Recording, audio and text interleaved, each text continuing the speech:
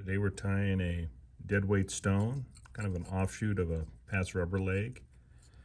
With a little bit extra weight to it, a little pizzazz. We're going to go ahead and tie on the thread and coat the shank just a little bit. We're going to put a lot of lead on this, so that helps to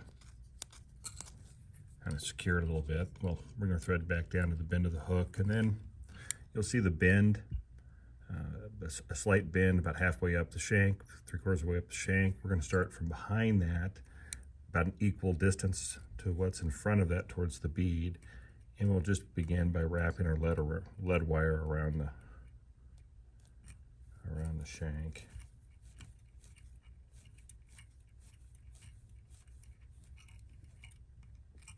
Kind of slide it into the position you want it to be, and that looks good. We're going to flatten this. Before we do, we'll just make a handful of wraps over the top, just to make sure we get it a bit down.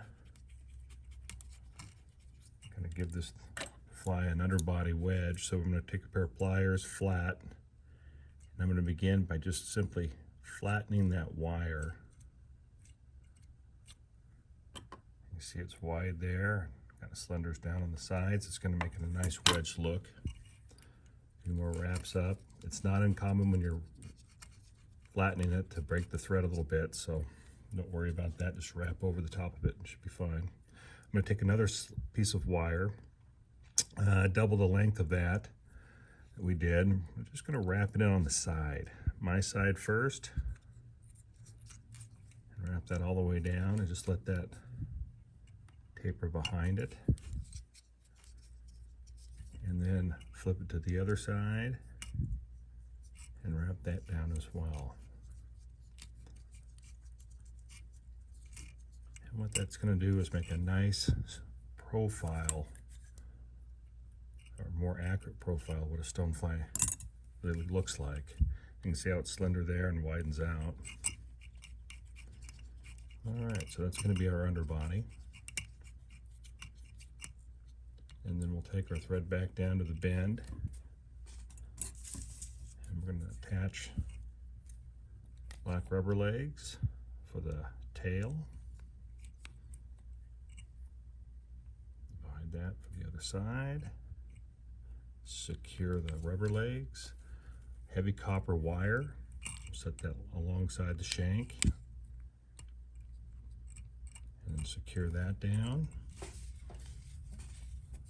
And a pretty good chunk of chenille. We like that variegated chenille. Coffee and black is one of our favorite colors. And I'm going to just step that back really quick. I'm going to put a vinyl back to it, like a bug back or a scud back. We'll tie that in, and then the chenille. It's easy to get these steps out of place. Don't panic, just redo and move your way forward. Bring your thread up to about where that kink was to the hook, which is about there. And we'll simply just start wrapping the chenille around the shank and wrap it directly in front of the last. And then we'll bring that forward up to our thread, and we'll tie that off. I'm going to take my back material. I'm going to hold that down, grab that with the thread so it forms a nice, really cool back to it. And then we'll grab our wire and we're going to rib the body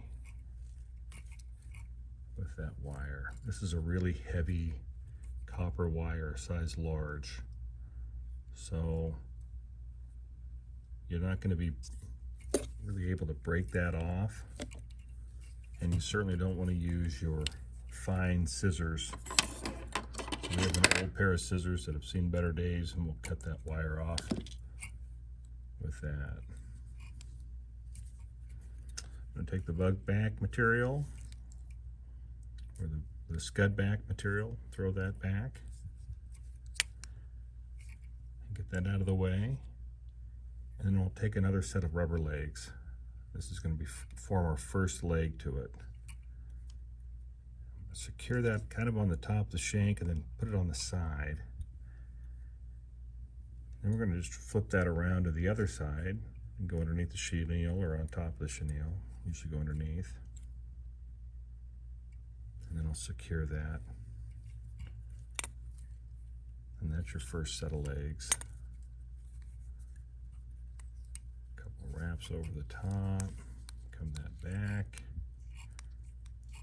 And then I'm going to make a couple more wraps of chenille. Go about there. And then I'll secure that off. And then a couple more sets of rubber legs. I'll tie 2 of these on at the same time. A couple loose wraps to kind of secure them.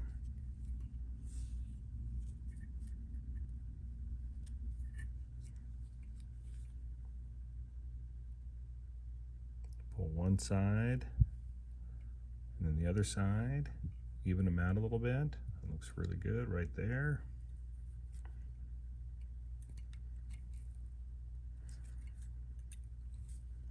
And then you can bring your thread up to the eye of the hook. And then we're going to divide those legs in half with the chenille, make a couple of wraps. And then I'll fold the first leg out of the way, front legs out of the way, and then bring your chenille forward. Rubber legs are a pickle. They really are. You have a tendency of getting in a hurry and capturing them. They're always in your way. Just take your time. You're not in any hurry. Secure the chenille to the shank behind the bead. We'll bring that scud back over the top to form that wing bud. That's a step you can do or you don't have to do. It kind of makes it look good. And we'll secure that.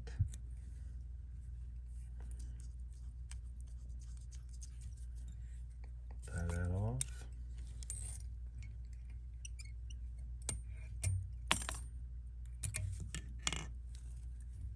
And then I just line up all of those legs up on top. Give them a cut so they're even. Rubber legs kind of do their own thing, and in the water they'll come alive. Tail's too long, cut that back a little bit. And a dead weight stone, there's a lot of weight to this, so careful fishing it.